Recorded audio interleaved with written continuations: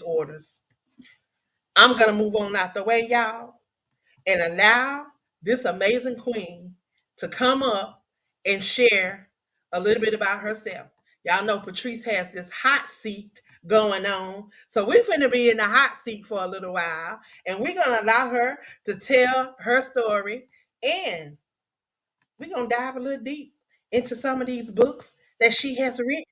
So without further ado, Miss J. Winston. Oh, Welcome, welcome, welcome. thank you for having me. It is such an honor to be here. Thank you. Well, thank you for taking the time to come and share because I know that, as authors, we sometimes have to have other things going on. We haven't made millions off these books yet, but we still hold 9 to 5. So sometimes it can be hard to get a chance to sit down. So I want to thank you for taking the chance to come in and sit down and talk about JJ Winston. Who is JJ Winston? Well, you told a lot about what I do already, what I've done. But I'm a magistrate. That's what I do to get my money every month. But I also am a writer, and that's what I do to basically.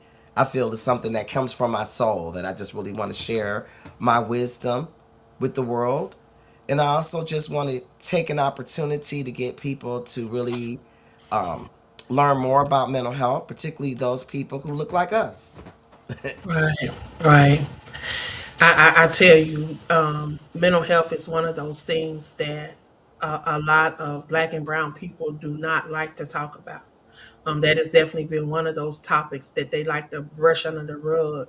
You know, we always hear people telling us to pray about it, but I tell you, some of them things you can't just slap no oil on it. You can't just do. Just sometimes you need to go sit down, and we ain't laying down on couches no more. But sometimes we need to go sit down and have that conversation so we can get those things out. I'll be the first to tell you that I'm not exempt. People think I got it all together. People see me and they think, "Oh, she just knows." But baby girl suffer sometimes. Sometimes I suffer with depression. Sometimes I suffer with anxiety. But you know what? When I realized what it was, I was able to get help for it. I was able to be able to recognize it so that I can be able to tell somebody else. And because I tell other people about it, then guess what? I got to be accountable too. So when I feel like I'm going through something, I know how to tell my doctor, "Hey, can you get me something?" Huh? Absolutely.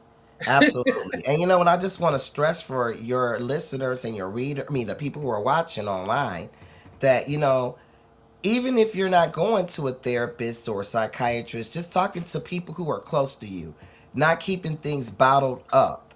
There are things that we're all dealing with.